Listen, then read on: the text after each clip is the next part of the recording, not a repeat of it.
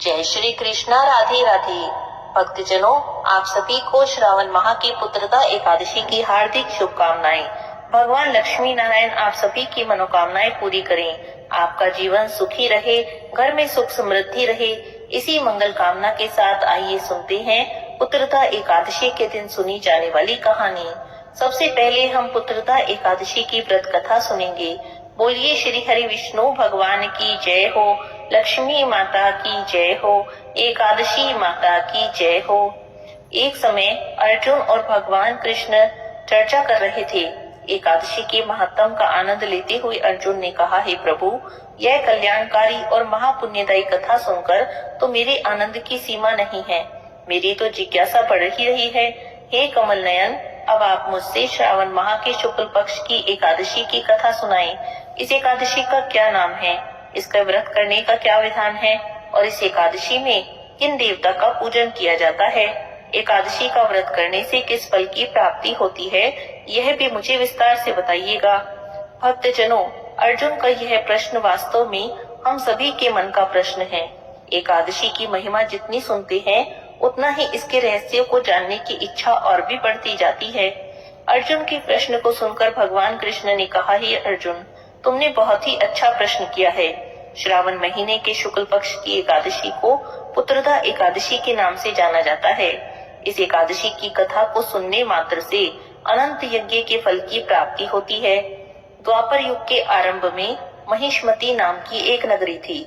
उस नगरी में महाजित नाम के एक राजा राज्य करते थे। राजा की कोई संतान नहीं थी, कोई पुत्र नहीं था, इसीलिए बहुत दुखी रहते। राजा को वह राज्य, सुख, वैभव सभी कुछ बड़ा ही कष्टदायक सा प्रतीत होता था, क्योंकि पुत्र के बिना मनुष्य को न इस लोक में सुख मिलता है और न ही परलोक में सुख मिलता है। राजा ने पुत्र प्राप्ति के बहुत से उपाय किए, लेकिन कोई भी उपाय सफल नहीं हुआ। समय बीतता गया। राजमहल में सब कुछ था, लेकिन राजा के हृदय में खालीपन था, जिसे धन, राजपाट और वैभव भी भर नहीं पाते थे। जैसे जैसे राजा महाजित वृद्धावस्था की ओर बढ़ रहे थे, वृद्ध होते जा रहे थे, उनकी चिंता भी बढ़ती जा रही थी।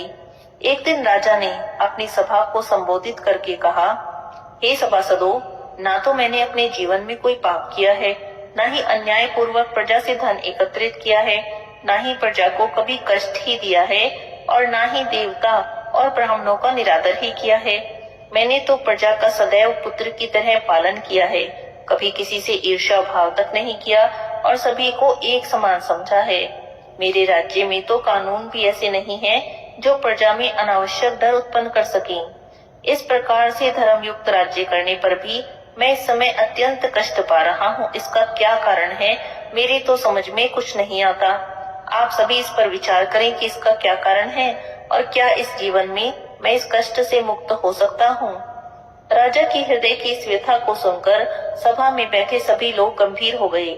जिस राजा ने अपनी प्रजा को संतान की तरह माना था, वही राजा स्वयं संतान के अभाव में भीतर से टूट रहा था। राजा को इस प्रकार दुखी देखकर उनके कष्ट के निवारण के लिए सभी मंत्री आदि वन में गए, ताकि वहां जाकर किसी ऋषि मुनि से राजा का दुख बताएं और कोई समाधान प्राप्त करें। वन में जाकर उन्होंने श्रेष्ठ मुनियों के दर्शन किए। उसी वन में व्योवृद्ध और धर्म के ज्ञाता महर्षि लोमश जी भी रहते थे। वे सभी जन महर्षि लोमश जी के पास गए। उन सभी ने महर्षि लोमश को प्रणाम किया और उनके सामने बैठ गए। महर्षि के दर्शन से सभी को बड़ी प्रसन्नता हुई। तब सबने महर्षि लोमश जी से प्रार्थना करते हुए कहा, हे देव, हमारे अहोभाग्य है कि हमें आपके दर्शनों का सौभाग्य प्राप्त हुआ। मंत्री की बातें सुनकर लोमश जी बोले, हे मंत्री लोगों, आप लोगों के विनम्रता और सद्व्यवहार से मैं बहुत प्रसन्न हूँ। आप मुझसे अपने यहाँ आने का कारण तो कहिए, जिससे कि मैं आपके कार्य को अपनी सामर्थ्य के अनुसार कर सकूं, क्योंकि मेरा तो शरीर ही परोपकार के लिए बना है। ऋषि के इन मधुर वचनों से मंत्री और भी आश्वस्त हो गए और वे कहने लगे, हे ऋषिवर, आप तो हमारी सभी बातों को जानने में ब्रह्मा जी से भी ज्यादा समर्थ हैं, अतः आप हमारे संदेह को दूर करें। महिष्मती नाम की नगरी में हमारे महाराजा महाजित बड़े ही धर्मात्मा और प्रजावत्सल हैं। वे अपनी प्रजा का पुत्र की तरह और धर्म के अनुसार पालन करते हैं, लेकिन फिर भी उनके कोई संतान नहीं। हे महामुनि, इस दुख से वे बहुत दुखी रहते हैं। हम उनकी प्रजा हैं, हम भी उनके दुख से दुखी हो रहे हैं, क्योंकि प्रजा का कर्तव्य होता है राजा के सुख में सुख माने और दुख में दुख माने। हमें उनके पुत्रहीन होने का कोई भी कारण ज्ञात नहीं होता, इसीलिए तो हम आपके पास आए हैं। अब आपके दर्शन हो गए, हमें विश्वास हो गया कि हमारा दुख दूर हो ही जाएगा, क्योंकि महान पुरुषों के दर्शन मात्र से प्रत्येक कार्य की सिद्धि हो जाती है। अब आप हम पर कृपा करें और बताएं किस विधान से हमारे महाराज पुत्रवान हो सकते हैं। हे ऋषिवर, यह आपका हम पर और हमारे राज्य की प्रजा पर बड़ा ही उपकार होगा। इस प्रार्थना को सुनकर लोमश ऋषि कुछ देर के लिए नेत्र बंद करके बैठ गए और राजा के पूर्व जन्म का विचार करने लगे। वन का वातावरण शांत था। सभी मंत्री महर्षि के उत्तर की प्रतीक्षा कर रहे थे। कुछ समय तक ध्यान करने के बाद लोमश ऋषि ने कहा, भद्रजनों, यह राजा पिछले जन्म में अत्यंत उद्दंड था, बुरे कर्म भी किया करता था। उस जन्म में तो एक गांव से दूसरे गांव तक ऐसे ही बेकार में घूमता था। एक समय जेठ माह के शुक्ल पक्ष की एकादशी थी। यह 2 दिन से भूखा था। दोपहर के समय जब इसे प्यास लगी तो जलाशय पर जल पीने गया। उस स्थान पर उस समय एक ब्याई हुई गाय भी जल पी रही थी। राजा ने उसे जल नहीं पीने दिया और प्यासी ही वहां से भगा दिया। वहीं पर बैठकर खुद जल पीने लगा। हे श्रेष्ठ पुरुषों, इसीलिए तो राजा को इतने कष्ट भोगने पड़ रहे हैं।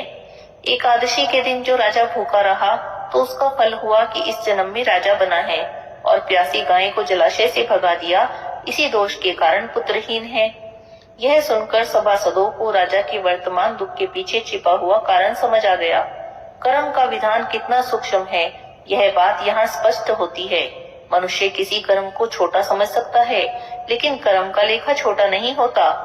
सभी सभासद प्रार्थना करने लगे, हे ऋषिवर, शास्त्रों में लिखा है पुण्य से पाप नष्ट हो जाते हैं। अब आप कृपा करके कोई ऐसा उपाय बताएं जिससे हमारे राजा के पूर्व जन्म के पाप नष्ट हो जाएं और उन्हें पुत्र रत्न की प्राप्ति हो। यह प्रार्थना सुनकर लोमश ऋषि ने कहा, हे श्रेष्ठ पुरुषों, यदि तुम सभी श्रावण माह के शुक्ल पक्ष की एकादशी का व्रत करो, रात्रि में जागरण करो, द्वादशी आने पर व्रत का पारण करो और उस व्रत का फल राजा के निमित्त कर दो, तो तुम्हारे राजा के यहाँ पुत्र होगा और राजा के सभी कष्टों का नाश हो जाएगा। श्रावण माह के शुक्ल पक्ष की एकादशी को पुत्रदा एकादशी कहा जाता है और इस एकादशी का विधि विधान से व्रत करने से, श्री हरि भगवान का पूजन करने से संतानहीन को भी संतान प्राप्त होती है। ऋषि की बातें सुनकर सभी के हृदय में आशा की किरण जागी।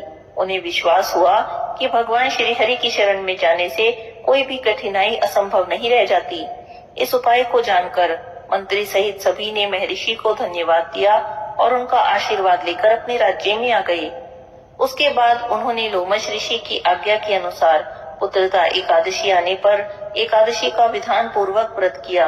द्वादशी तिथि में उसका फल राजा के निमित्त अर्पण कर दिया।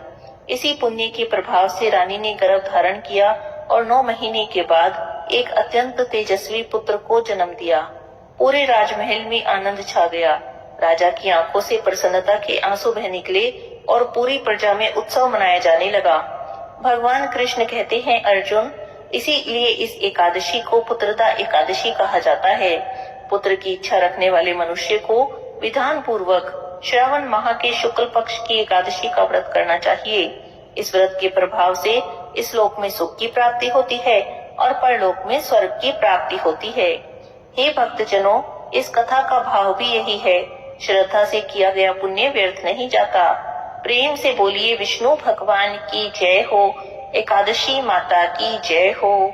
भक्तजनों, एकादशी के दिन भगवान श्री हरि के साथ साथ तुलसी माता की भी आराधना करनी चाहिए। तुलसी माता की पूजा करें, दीपक जलाएं, परिक्रमा करें और तुलसी माता के पास बैठकर तुलसी माता की कहानी सुनें। अब मैं आपको तुलसी माता की कहानी सुना रही हूँ।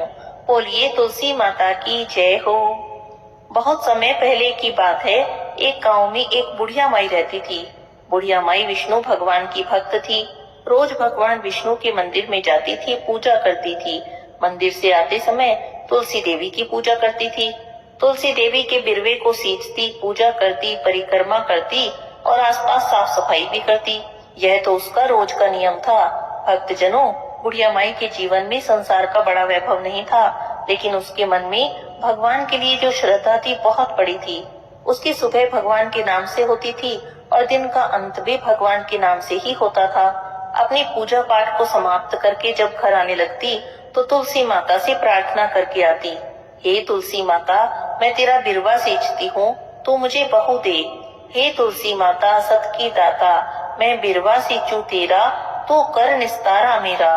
हे तुलसी माता अड़वा दे गड़वा दे, पीतांबर की धोती दे, मीठा मीठा गास दे, वैकुंठ का वास दे।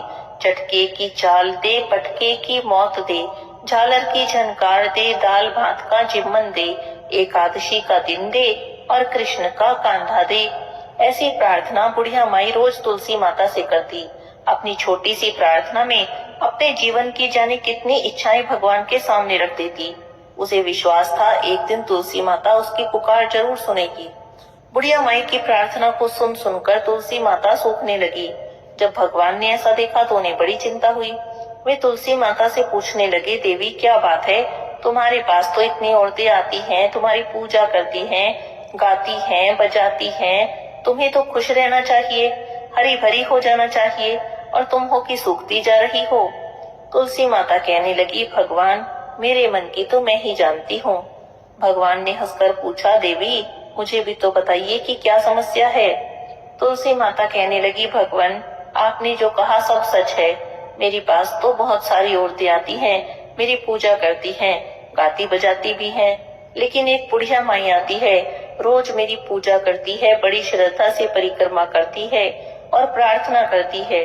हे तुलसी माता, मैं तेरा बिरवा सींचती हूँ, तुम मुझे बहू दो। हे तुलसी माता सत की दाता, मैं बिरवा सींचूं तेरा, तो कर निस्तारा मेरा। तुलसी माता अड़वा दे गड़वा दे, पीतांबर की धोती दे, मीठा मीठा घास दे, वैकुंठ का वास दे। चटके की चाल दे, अटके की मौत दे, झालर की झनकार दे और दाल भात का जिम्मन दे। एकादशी का दिन दे, कृष्ण का कांधा दे। भक्तजनों, तुलसी माता के मुख से बुढ़िया माई की प्रार्थना सुनकर तो भगवान भी उसकी सरल श्रद्धा से परिचित हो गए।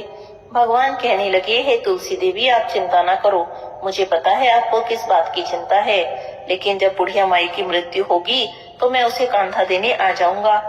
तुलसी माता ने कहा, सोच लीजिए भगवान आप वचन दे रहे हैं। भगवान ने कहा, हाँ हाँ देवी वचन देता हूँ, मैं जरूर आऊंगा।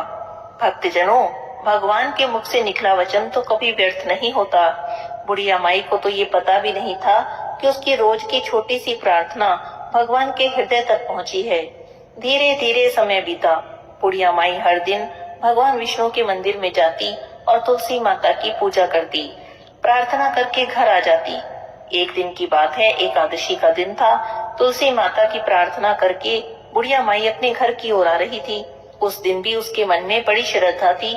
होठों पर भगवान का नाम था, लेकिन आते समय उसे ठोकर लग गई। ठोकर खाकर बुढ़िया माई गिरी। गिरते ही बुढ़िया माई के प्राण निकल गए और मृत्यु हो गई। बुढ़िया माई को जब गिरते हुए देखा तो आसपास के लोग उठाने आए, लेकिन पतले दुबले शरीर की बुढ़िया माई इतनी भारी हो गई कि 4-5 लोग मिलकर भी उठा नहीं पाए। कहीं पर भी कुछ हो जाए, लोगों को तो बातें बनाने का बहाना चाहिए। लोग बातें करने लगे, अरे बुढ़िया माई तो बड़ी संस्कारी थी, रोज पूजा पाठ करती थी और लगता है पूजा पाठ भी पापी मन से करती थी, तभी तो मरते ही इतनी भारी हो गई है कि उठाई भी नहीं जाती। ऐसी ही चर्चा पूरे गांव में होने लगी। भक्तजनों, जिन बुढ़िया माई ने अपना पूरा जीवन भगवान की भक्ति में लगा दिया, आज उसी के जाने के बाद लोग कैसी कैसी बातें कर रहे थे, लेकिन भगवान तो सब देख रहे थे और तुलसी माता सब सुन रही थी। तुलसी माता ने सुना तो उन्हें बहुत दुख हुआ, क्योंकि बुढ़िया माई तो बड़ी नेक थी, सच्चे मन से पूजा पाठ करती थी। बुढ़िया माई के बारे में लोग उल्टी सीधी बातें करने लगे तो तुलसी माता को बहुत दुख हुआ। उन्होंने भगवान कृष्ण को याद किया, हे भगवान आपका वचन पूरा करने का समय आ गया है। भक्तजनों, तुलसी माता को तो अपने भक्त की चिंता हो रही थी, क्योंकि भगवान ने वचन दिया था कि जब बुढ़िया माई की मृत्यु होगी तो कांधे पर लेने आएंगे। अब तुलसी माता ने बुलाया है तो भगवान कृष्ण को आना ही था। एक बूढ़े ब्राह्मण का वेश बनाकर आई। भगवान को आया देखा तो तुलसी माता ने भी एक ब्राह्मणी का वेश बना लिया। आकर ब्राह्मण बने भगवान सब लोगों से पूछने लगे, अरे भाइयों क्या बात है, इतनी भीड़ क्यों लगा रखी है। सभी लोग बोले, एक बुढ़िया मर गई है, बहुत पापनी थी, इतनी भारी हो गई है कि उठाए नहीं उठती। अब देखो पंडित ज्योतिषी बुलवाए हैं, जैसा कहेंगे वैसा हम कर लेंगे। तो भगवान कहने लगे, भाई थोड़ी बहुत पंडिताई तो मैं भी कर ही लेता हूँ, देखो जरा क्या बात है। ऐसा कहकर ब्राह्मण बने भगवान बुढ़िया माई के पास गए और जाकर बुढ़िया माई के कान में बोलने लगे, ले बुढ़िया माई, अड़वा ले, गड़वा ले, पीताम्बर की धोती ले, मीठा मीठा घास ले, वैकुंठ का वास ले, चटके की चाल ले, पटके की मौत ले, झालर की छनकार ले, दाल भात का जीवन ले, एकादशी का दिन ले और कृष्ण का कांधा ले। भगवान ने बुढ़िया माई के कान में बस इतना कहना था, बुढ़िया माई तो फूलों से हल्की हो गई। जिस शरीर को कुछ देर पहले 4-5 लोग मिलकर भी नहीं उठा पा रहे थे, वही शरीर भगवान के वचन और उनकी भक्ति के प्रभाव से इतना हल्का हो गया जैसे कोई भार ही न हो। भगवान बुढ़िया माई को अपने कंधे पर ले गए और बुढ़िया माई की मुक्ति हो गई। और इस तरह से कृष्ण कांधे की प्रार्थना जो बुढ़िया माई रोज तुलसी माता से करती थी, वही प्रार्थना पूरी हो गई थी। उसकी श्रद्धा व्यर्थ नहीं गई, उसकी प्रार्थना व्यर्थ नहीं गई और भगवान ने अपना वचन भी निभाया। हे तुलसी माता, जैसे आपने बुढ़िया माई की मनोकामना पूरी की, उसे मुक्ति दी, ऐसे ही सबकी मनोकामना पूरी करना और सबके घर में खूब धन संपत्ति देना, सुख शांति देना, सभी के घर में अन्न धन के भंडारे भर देना। बोलिए तुलसी माता की जय हो, कृष्ण भगवान की जय हो। भक्तजनों, पुत्रदा एकादशी के दिन भगवान के बाल गोपाल स्वरूप की पूजा की जाती है। इस दिन बाल गोपाल की सेवा करके बाल गोपाल को पंचामृत से स्नान कराकर उनका पूजन और स्मरण करना चाहिए। संतान गोपाल मंत्र का श्रद्धा से जाप करना चाहिए। यदि आपके संतान के जीवन में कोई समस्या है या संतान प्राप्ति के उद्देश्य से आप पुत्रदा एकादशी का व्रत कर रहे हैं, तो जो मंत्र मैं आपको अभी बताने वाली हूँ, उस मंत्र का कम से कम 108 बार या अधिक से अधिक जितना संभव हो सके उतना जाप कीजिएगा। ये देखिए, आपकी स्क्रीन पर संतान गोपाल मंत्र दिखाई दे रहा है। संतान गोपाल मंत्र को यदि आप संस्कृत में ना पढ़ सकें तो हिंदी में भावपूर्ण प्रार्थना करके कहें, हे देव के पुत्र गोविंद, हे वासुदेव, हे जगन्नाथ, हे श्री कृष्ण, मुझे पुत्र दीजिए, मुझे संतान दीजिए, मैं आपकी शरण में आया हूँ। और इसी भाव से बाल गोपाल की पूजा करें। भक्तजनों, अब सुनते हैं श्री कृष्ण भगवान के बाल स्वरूप की वह अद्भुत कथा, जिसमें स्वयं महादेव शिव शंभू अपने आराध्य श्री कृष्ण के बाल रूप के दर्शन के लिए गोकुल जाते हैं। सोचिए भक्तों, जिन भगवान शिव की आराधना पूरा संसार करता है, वही भोलेनाथ आज अपने आराध्य के बाल रूप के दर्शन के लिए एक साधारण से जोगी का रूप धारण करके गोकुल के द्वार पर खड़े हैं। इससे बड़ा प्रेम भला और क्या हो सकता है। प्रेम से एक बार बोलिए, भोलेनाथ महादेव की जय हो, कृष्ण भगवान की जय हो। एक समय की बात है, महादेव शिव शंभू के मन में श्री श्याम सुंदर के बाल स्वरूप के दर्शन की इच्छा हुई, तो वे एक योगी का भेष बनाकर मैया यशोदा के द्वार पर पहुँचे। गोकुल में नंद भवन के बाहर तक आई और आवाज लगाने लगे, अलख निरंजन। मैया यशोदा उस समय श्याम सुंदर को नहला धुलाकर उनका श्रृंगार कर रही थी। उन्हें तो बाहर खड़े योगी की आवाज भी सुनाई नहीं दी। तब योगी वेशधारी शिवजी भोलेनाथ ने फिर से जोर से आवाज लगाई, अलख निरंजन। लेकिन अंदर से फिर भी कोई जवाब नहीं आया। तभी वहां से ब्रज की एक वृद्ध गोपी गुजर रही थी। जब उन्होंने योगी को देखा तो उनके पास जाकर कहने लगी, बाबा किसे बुला रहे हो? योगी बोले, घर की मालकिन को बुला रहा हूँ। गोपी ने पूछा, क्या आपको भिक्षा चाहिए? योगी ने कहा, हाँ माई, मैं भिक्षा के लिए ही आया हूँ। गोपी ने कहा, यहाँ पर तो कोई दिखता नहीं है, आप ऐसा करो मेरे घर चलो, मैं आपको भिक्षा दे देती हूँ। तब योगी ने हैरानी से पूछा, क्या आप मुझे भिक्षा दे सकती हैं? गोपी ने कहा, हाँ बाबा, जो भी मांगोगे वही दूंगी, अन्न वस्त्र धन मेरे पास सब कुछ है। तब योगी बोले, अच्छी बात है माई, लेकिन मेरा तो एक नियम है, मैं एक ही द्वार पर जाकर आवाज लगाता हूँ। यदि उस द्वार से कुछ मिल जाए तो ठीक है, अन्यथा उस दिन किसी और द्वार पर नहीं जाता। गोपी कहने लगी, भगवान फिर तो आप भूखे ही रह जाओगे। योगी बोले, माई जैसी प्रभु की इच्छा होगी रखेंगे। गोपी ने सोचा, नहीं बाबा, हमारे गांव से कोई साधु भूखा चला जाए तो सारे गोकुल के लिए लज्जा की बात होगी। आप यहीं पर रुको, मैं अंदर जाकर देखती हूँ यशोदा रानी है कहाँ। इतना कहकर गोपी तो नंद भवन के अंदर चली गई। वहां जाकर उसने देखा यशोदा मैया तो श्याम सुंदर का श्रृंगार कर रही थी और लोरी गाकर उन्हें सुना रही थी। इधर बाहर खड़े योगी वेशधारी शंकर भगवान मन ही मन श्याम सुंदर से कह रहे थे, प्रभु दर्शन के बिना तो मैं भी नहीं जाऊंगा। भक्तजनों, यहाँ पर एक अद्भुत प्रेम छिपा है। एक और मैया यशोदा अपने लल्ला को निहार रही हैं और दूसरी ओर महादेव जी उन्हीं लल्ला की एक झलक पाने के लिए व्याकुल होकर द्वार पर प्रतीक्षा कर रहे हैं।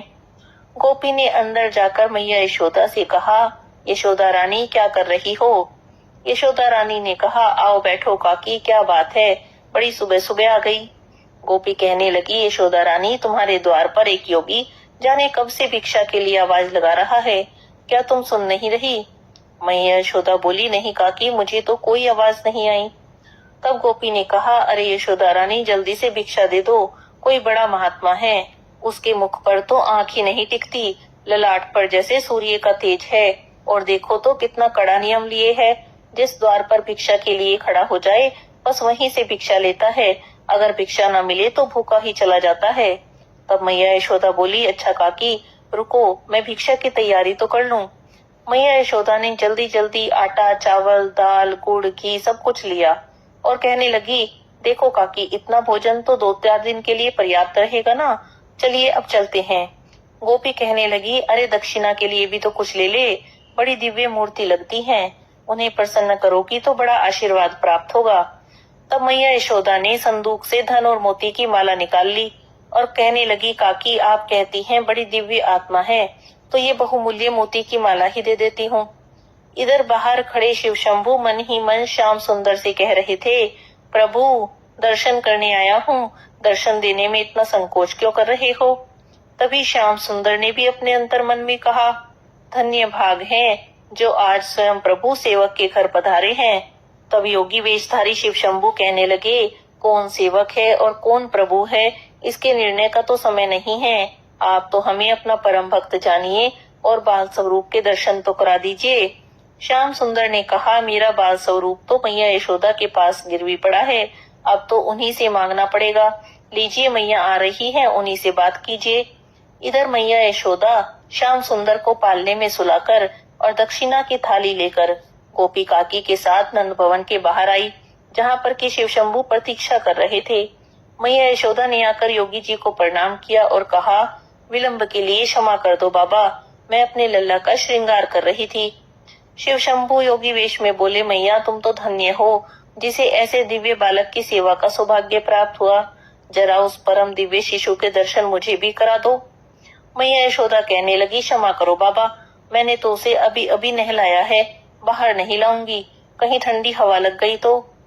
योगी वेशधारी शिव शंभू बोले, मैया हवाओं का चलना न चलना जिसके संकल्प मात्र पर निर्भर है, उसके लिए तुम काहे को चिंता करती हो, बस एक बार उसे मेरे पास ले तो आओ, उसके दर्शनों की लालसा से ही तुम्हारे द्वार पर आया हूँ। लेकिन मैया यशोदा नहीं मानी और बोली, नहीं योगी बाबा, बाहर नहीं लाऊंगी, अब आप ये भिक्षा ग्रहण करो और मुझे क्षमा करो। तब योगी वेशधारी शिव शंभू ने भिक्षा के थाल की ओर देखा और कहने लगे, मैया ये मोती माणिक धन तो मेरे लिए पत्थर के टुकड़े हैं, मेरे किस काम की, मुझे इनका कोई लोभ नहीं, चाहो तो ऐसे हीरे मोती माणिक मुझसे ले लो, बस मुझे अपने लल्ला के दर्शन करा दो, वही मेरी भिक्षा होगी। तब योगी वेशधारी शिव शंभू ने अपने कमंडल से बहुत सारे हीरे मोती निकाले और मैया यशोदा जी के भिक्षा के थाल में रख दिए। ये सब देखकर तो मैया यशोदा आश्चर्यचकित हो गई और गोपी काकी से कहने लगी, काकी ये कोई साधारण साधु नहीं है, कोई बड़े मायावी लगते हैं। मैया यशोदा की आंखों में आंसू आ गए और योगी वेशधारी शिव शंभू की ओर देखकर कहने लगी, देखो योगी बाबा, तुम जैसे कई मायावी पहले भी आए हैं, सब इसी प्रकार चिकनी चुपड़ी बातें भी करते हैं। मेरा लल्ला बड़ा दिव्य बालक है, उसका दर्शन करा दो, उसे मेरी गोद में दे दो, और फिर सब के सब उसका अनिष्ट करने की चेष्टा करते हैं। मेरे लाल ने आपका बिगाड़ा क्या है जो आप उसके शत्रु बन गए हैं? अगर आपको भिक्षा चाहिए तो लीजिए, अन्यथा अपने स्थान पर जाइए, मैं अपने लल्ला को बाहर नहीं लाऊंगी। शिव शंभू कहने लगे, अरे मैया इतनी कठोर न बनो, बहुत दूर कैलाश से आया हूँ, पर मैया यशोदा तो मैया है, उन्हें अपने लल्ला के सामने संसार की कोई चीज दिख नहीं रही थी। फिर से बोली, कैलाश पर थे तो वहीं पर शिव जी के दर्शन कर लेते, यहाँ मेरे लल्ला को देखने क्यों आए हो? तब योगी वेशधारी शंभू जी ने कहा, हे भोली मैया, भगवान के साक्षात दर्शन करना तो कौन सा कठिन काम है, पर बाल स्वरूप के दर्शन करना बड़ा ही दुर्लभ है। बस उसी की लालसा से तुम्हारे द्वार पर आया हूँ। कई कई युगों के बाद ये दर्शन प्राप्त होते हैं। लेकिन मैया यशोदा अपनी बात पर पूरी तरह अड़ी रही। नहीं नहीं योगी बाबा, मुझे क्षमा कर दो, मैं लल्ला को बाहर तो बिल्कुल नहीं लाऊंगी। मेरे पति ने कहा है, किसी भी अनजान व्यक्ति के सामने लल्ला को लेकर ही मत आना। मैया यशोदा को इस प्रकार अपने फैसले पर अड़ा देखा तो भगवान श्याम सुंदर ने श्री देवी योगमाया, पूर्णमासी बुआ जो भगवती योगमाया की ही अवतार हैं, उन्हें उस स्थान पर भेजा जहाँ पर कि ये वाद विवाद चल रहा था। पूर्णमासी बुआ आई और आते ही बोली, अरे यशोदा रानी, क्या कहती हो? ये कोई अनजान व्यक्ति थोड़ी ही है, मैं तो इन्हें बहुत अच्छे से जानती हूँ।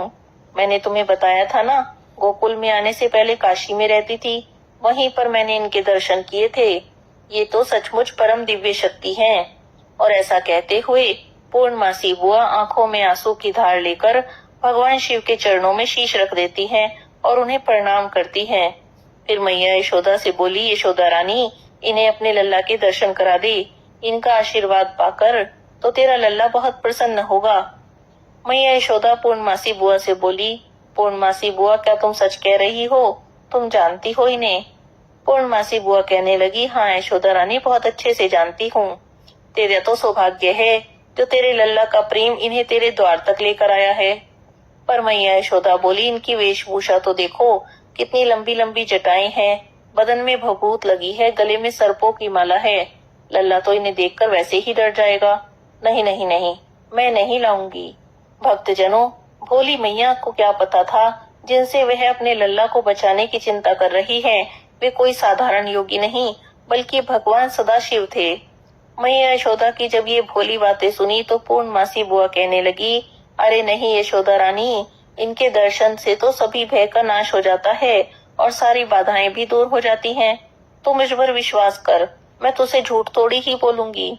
तब गोपी काकी भी पूर्णमासी बुआ का समर्थन करते हुए बोली, हाँ यशोदा रानी, पूर्णमासी झूठ नहीं बोलती।